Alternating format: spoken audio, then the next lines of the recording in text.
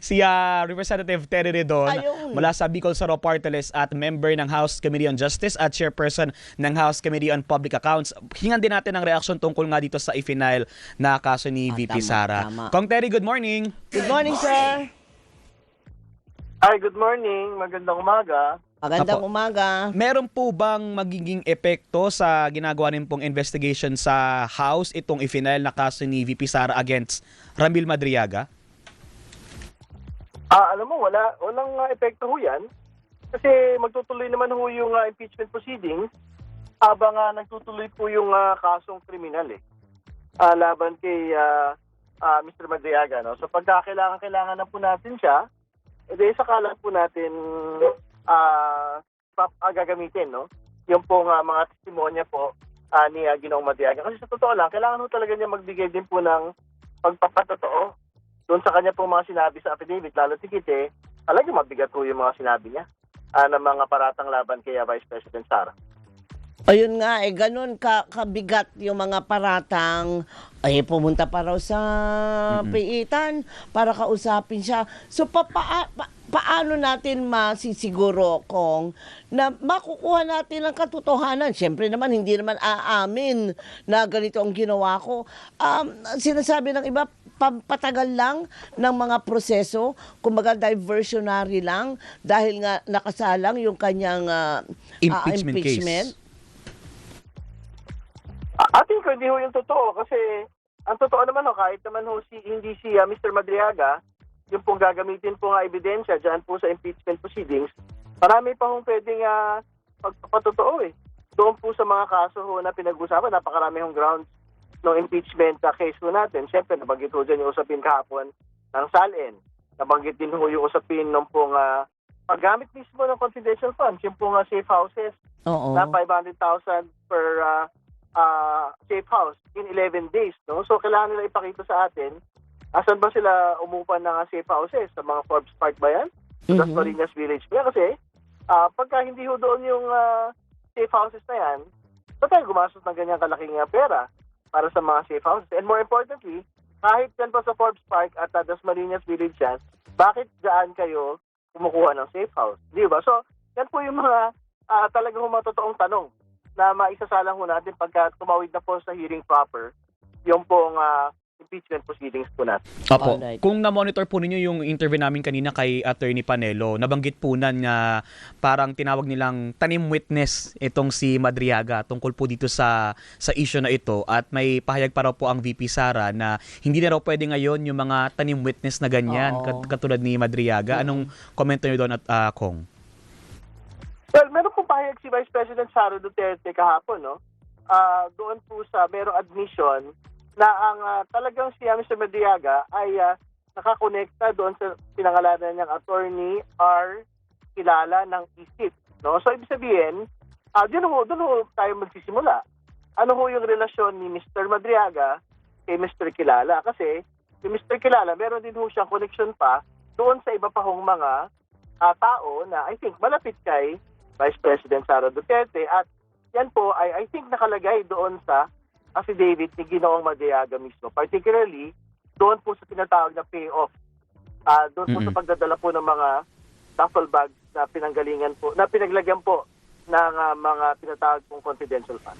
Pero kung ano nga ba ang relevance nitong accusation ni Madriaga na di umano si VP Sara nakatanggap ng campaign funds from Pogo and drug lords dito sa kinakaharap ng impeachment cases na nakatutok doon sa mga issue ng confidential funds pati yung pambabanta niya kina Pangulong Marcos?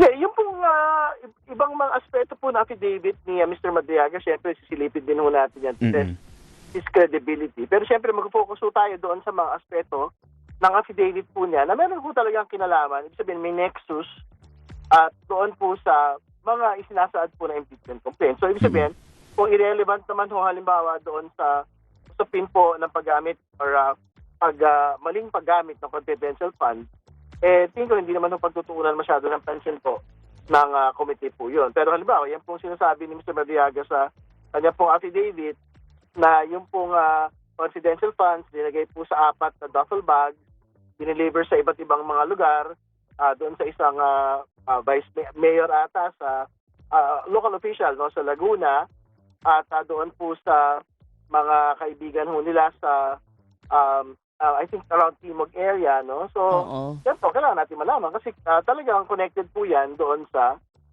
confidential fund issue. Alright. Attorney, bigyan nyo lang kami ng idea. Yung mga ganyang klaseng kaso, perjury, gaano katagal po yan tumatagal? Kung mabilis lang naman ho yan kasi simple lang naman ho yung tanong sa perjury eh. Ito yung mga sinabi mo sa affidavit mo, totoo ba ito? At kung hindi ito totoo, talagang kailangan mo magbayad. Kailangan mo mapanagot. Ganun lang naman po simple yung tanong po sa perjury. So, hindi ho yan ganon katatagal. Kaya ho talaga limited na po yung budget. Okay. Opo. Pero hindi ito para makaapekto doon sa kinakaharap na impeachment case ni VP Sara Yan. kasi na-determine na natin na sufficient in form and substance substance. nitong week sa lower house eh. Again, babalik ho tayo sa punto. Kahit tanggalin pa natin, kanila na yan.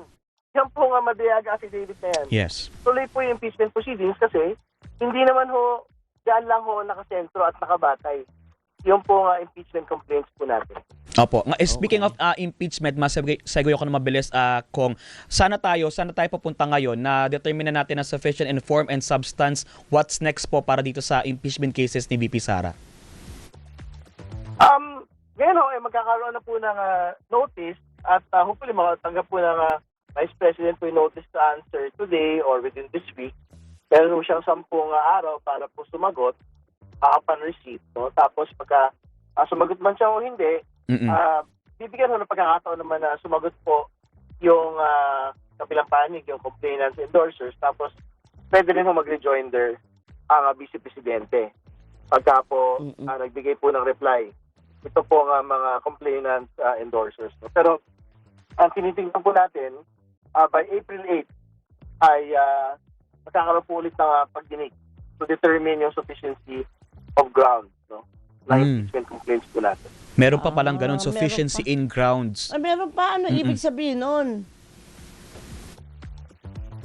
Ano yun? Siyempre, yun ho yung magiging resulta ng nung palitan po ng dokumento, kasi yun po yung bagong impormasyon eh.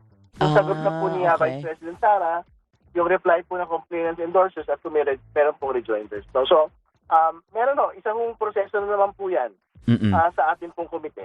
So, the week of April 8 po ay pwede ho natin yung i-determine at pagbotohan din. Paano yan? Holy Week break kayo? Pwede naman ho magtuloy-tuloy po yung proceedings po ng impeachment, no? Kahit nag-break po ng linggo po na March 18. So, ano naman ho yan? Iba ho yung rules ng impeachment proceedings po natin. Okay. Okay po, at least na-settle tayo so far dito sa tinatakbo ng impeachment kasi di ba nung nakaraan parang wait and see yung observance ng iba kasi nga naghayag ng pagtakbo ang VP Sara so maraming nangangamba na baka hindi na yan tuluyang umusad sa lower house pero nakita naman natin kahapon na pagbotohan naman at uusad pa naman so far. Correct. Okay po, Kong maraming salamat po and next time po ulit maraming salamat po. Salamat, Kong. Si Congressman Terry Redon mula sa Bicol Soro Party List, member ng House Committee on Justice at chairperson ng House Committee on Public Accounts.